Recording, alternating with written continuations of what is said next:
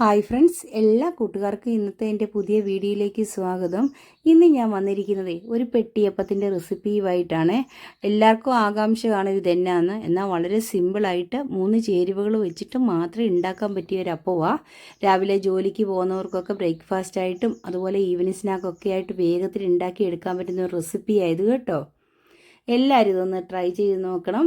വളരെ വേഗത്തിൽ നമുക്ക് ഈസി ആയിട്ട് എങ്ങനെ ഇതുണ്ടാക്കുന്നതെന്ന് ഞാൻ കാണിച്ചു തരാം. അതിനു മുമ്പായിട്ട് ആദ്യമായിട്ട് എൻ്റെ ചാനൽ കാണുന്ന കൂട്ടുകാരൊക്കെ ഒന്ന് സബ്സ്ക്രൈബ് ചെയ്യാൻ മറക്കരുത് കേട്ടോ.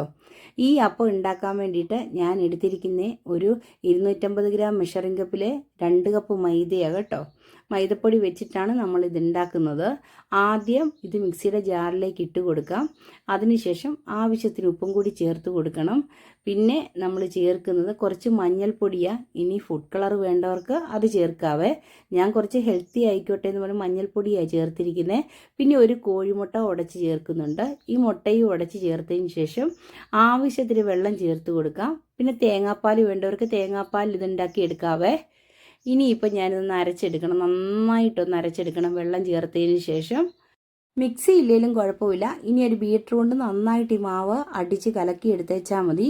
ഇപ്പം മാവ് ഞാൻ അരച്ചെടുത്തിട്ടുണ്ട്. അതൊരു ബൗളിലേക്ക് ഒഴിച്ചു കൊടുക്കാം. ഈ സമയത്തുണ്ടല്ലോ നമ്മൾ ആവശ്യത്തിന് വെള്ളം ചേർത്ത് കൊടുക്കുന്നുണ്ട്. ചിലപ്പോൾ ഈ മാവ് കട്ടിക്കിരിക്കുവാണെങ്കിൽ പരന്ന് കിട്ടത്തില്ല. ഇപ്പം നല്ല തിക്നെസ്സോട് കൂടിയാണ് ഞാനിത് അരച്ചെടുത്തിരിക്കുന്നത്. കുറച്ച് വെള്ളം കൂടി ചേർത്ത് കൊടുക്കുന്നുണ്ട്. എന്നിട്ട് നല്ലോണം ഒന്ന് മിക്സ് ചെയ്ത് കൊടുക്കണം. ഇപ്പം കണ്ടില്ലേ, നല്ല കട്ടിയായിട്ടാണ് നമ്മുടെ ഈ മാവ് കിട്ടിയിരിക്കുന്നത്. നല്ല ഹെൽത്തിയും ടേസ്റ്റിയുമായിട്ടുള്ള ഒരു റെസിപ്പിയാണ്. അധികം എണ്ണയോ ഒന്നും ചേർക്കാതെ നമ്മളിത് ഉണ്ടാക്കുന്നത്. നമുക്കിപ്പോൾ ആർക്ക് വേണേലും രാവിലെ കഴിക്കാൻ പറ്റുന്ന തരത്തിലുള്ള ഒരു സ്നാക്കാണ്. ഇതൊന്ന് എല്ലാവരും ഉണ്ടാക്കി നോക്കിയതിന് ശേഷം നിങ്ങളുടെ അഭിപ്രായം പറയണേ. ഇനി ഞാൻ ഇതിലേക്ക് കുറച്ച് വെള്ളം കൂടി ചേർത്ത് കൊടുത്തിട്ടുണ്ട്. എന്നിട്ട് ഒന്നുകൂടി മിക്സ് ചെയ്ത് കൊടുക്കാം. ഇപ്പം നമ്മുടെ ബാറ്റർ നന്നായിട്ട് കിട്ടിയിട്ടുണ്ട് കേട്ടോ. ഈ പാകം വേണം ബാറ്ററിനെ. ഇപ്പം കറക്റ്റ് പാകത്തിന് കിട്ടിയിട്ടുണ്ട്. ഇതിവിടെ ഇരിക്കട്ടെ, മാറ്റി വയ്ക്കാം.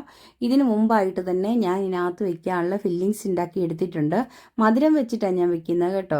ഇനി മധുരം ഇഷ്ടമില്ലാത്തവർക്ക് എരിവ് വെച്ചിട്ടുള്ള ഏത് ഫില്ലിങ്സ് വേണേലും അകത്ത് വെച്ചുണ്ടാക്കാവേ.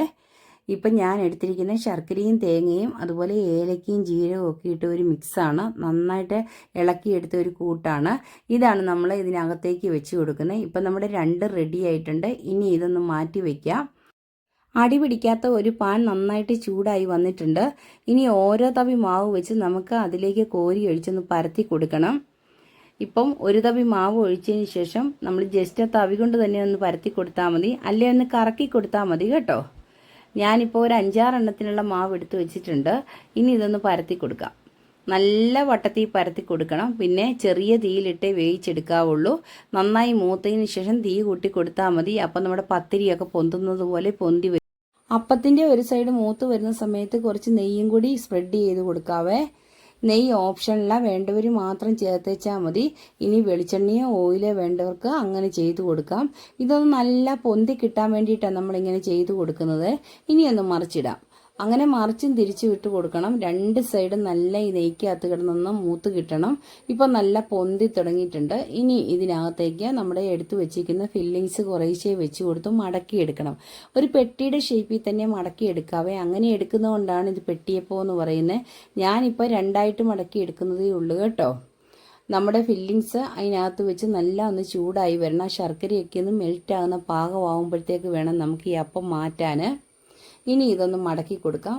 ഒരു പ്രാവശ്യം കൂടി തിരിച്ചിട്ടതിന് ശേഷം നമുക്കൊരു പ്ലേറ്റിലേക്ക് മാറ്റാം. അങ്ങനെ ബാക്കിയിരിക്കുന്ന എല്ലാ അപ്പവും ഉണ്ടാക്കി എടുക്കാവേ. മൈദപ്പൊടിയും ഗോതമ്പ് പൊടിയും ഒക്കെ വെച്ചിട്ട് നമ്മളിങ്ങനെ ഉണ്ടാക്കുന്ന സമയത്തുണ്ടല്ലോ, ഇതുപോലെ ഒന്ന് ചേഞ്ച് പിടിച്ച് നോക്കിയേ. കൊച്ചു പിള്ളേരൊക്കെ നന്നായിട്ട് കഴിക്കും. ആ കളറ് തന്നെ കണ്ടില്ലേ, അത് കളറ് കാണുമ്പോൾ തന്നെ പിള്ളേർക്ക് ഇഷ്ടപ്പെടും. ഇനി കളറ് വേണ്ടാത്തവർക്ക് അത് മഞ്ഞൾപ്പൊടി ഒഴിവാക്കി വെച്ചാൽ മതി. ഫുഡ് കളർ വേണമെങ്കിൽ അത് ചേർത്ത് കൊടുക്കാവേ. എല്ലാ അപ്പവും ഞാൻ ഇതുപോലെ തന്നെ ഉണ്ടാക്കി എടുക്കുന്നുണ്ട്. ഏകദേശം ഞാൻ 1/2 കിലോ മൈദയാണ് എടുത്തിരിക്കുന്നത്. അത് വെച്ചിട്ടൊരു 10 അപ്പം ഉണ്ടാക്കി എടുക്കുന്നുണ്ട് കേട്ടോ. എണ്ണയൊന്നും അധികം ചേർക്കാതെ ഉണ്ടാക്കുന്നതുകൊണ്ട് ശരീരത്തിന് യാതൊരു ദൂഷ്യവും ഇല്ല. ഇതിൽ ഞാൻ കൂടി ചേർത്തിരിക്കുന്ന കുറച്ച് നെയ്യ് മാത്രമേ ഉള്ളൂ, വേറെ ഒന്നും ചേർത്തിട്ടില്ല. പിന്നെ ഒരു പാൻ എടുക്കുമ്പോഴത്തേക്കുണ്ടല്ലോ അടി പിടിക്കാത്ത പാൻ എടുക്കണം. എന്നാൽ മാത്രമേ ഉള്ളൂ ഈ അപ്പം മറിച്ചും തിരിച്ചു വിട്ട് നല്ല മൂപ്പിച്ചെടുക്കാൻ പറ്റുള്ളേ. ഇപ്പം കളറ് കണ്ടില്ലേ, നല്ല ടേസ്റ്റിയാണ്. അതുപോലെ തന്നെ അലിഞ്ഞു പോകുന്ന ഒരു അപ്പം കേട്ടോ വായിലിട്ടാൽ.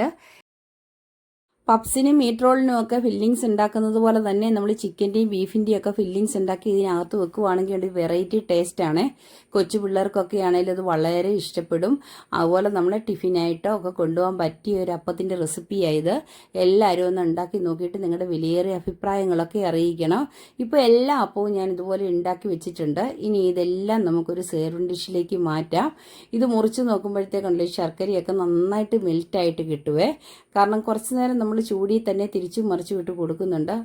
മൈദമാവ് വെച്ച് അപ്പം ഉണ്ടാക്കുന്ന സമയത്ത് നല്ല സോഫ്റ്റായി കിട്ടാനേ മുട്ടയുടെ എണ്ണം കൂട്ടിയേച്ചാൽ മതി. ഇനി മുട്ടയുടെ ഫ്ലേവർ ഇഷ്ടപ്പെടാത്ത ആൾക്കാരാണെങ്കിൽ ഒരു തുള്ളി വാനില എസൻസും കൂടി ചേർത്ത് അടിച്ചെടുത്തേച്ചാൽ മതി. അപ്പം ഒട്ടും ആ മുട്ടയുടെ മണം ഉണ്ടാവത്തില്ല. അങ്ങനത്തെ ചെറിയ ചെറിയ ടിപ്സൊക്കെ നോക്കുവാണെങ്കിൽ ഉണ്ടല്ലോ നല്ല സോഫ്റ്റ് ആയിട്ടുള്ള അപ്പം ഉണ്ടാക്കിയെടുക്കാവേ. ഇനി വേറൊരു ടിപ്സ് ഞാൻ പറഞ്ഞു തരാവേ. പെട്ടിയപ്പം ഉണ്ടാക്കാൻ ഇതിലും നല്ലൊരു എളുപ്പ മാർഗ്ഗമുണ്ട്. നമ്മൾ ചപ്പാത്തിയൊക്കെ ഉണ്ടാക്കുന്നത് പോലെ തന്നെ ഗോതമ്പ് പൊടി പരത്തിയെടുത്തിട്ടേ, ഗോതമ്പ് പൊടിയാണെങ്കിൽ മൈദയെക്കാട്ടി കുറച്ചുകൂടി ശരീരത്തിന് നല്ലതാ. പരത്തിയെടുത്തതിന് ശേഷം ഫില്ലിങ്സ് അകത്ത് വെച്ച് സ്ക്വയറായിട്ട് മടക്കണം. അത് കഴിഞ്ഞ് ഇതുപോലെ തന്നെ ചുട്ടെടുത്തേച്ചാൽ മതിയേ. നല്ല ടേസ്റ്റ് ആയിട്ടുള്ള ഇതേ അപ്പം ഉണ്ടാക്കിയെടുക്കാം കേട്ടോ.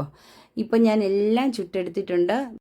നമ്മുടെ അപ്പം കയ്യിലെടുക്കുമ്പോൾ തന്നെ അറിയാം നല്ല സോഫ്റ്റാന്ന്. പഞ്ഞിക്കെട്ട് പോലത്തെ അപ്പമാണ് കിട്ടിയിരിക്കുന്നത് കേട്ടോ.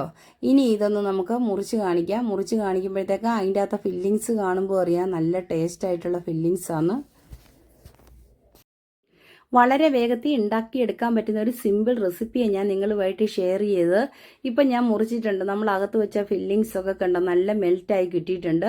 എല്ലാവരും ഇതുപോലെ ഒന്ന് ട്രൈ ചെയ്ത് നോക്കിയതിന് ശേഷം നിങ്ങളുടെ വിലയേറിയ ഫീഡ്ബാക്കൊക്കെ അറിയിക്കണം കേട്ടോ. ഇനി ഞാൻ വേറെ റെസിപ്പിയുമായിട്ട് വരുന്നതായിരിക്കും. നെക്സ്റ്റ് വീഡിയോയിൽ കാണുന്നത് വരെ okay bye. Thanks for watching.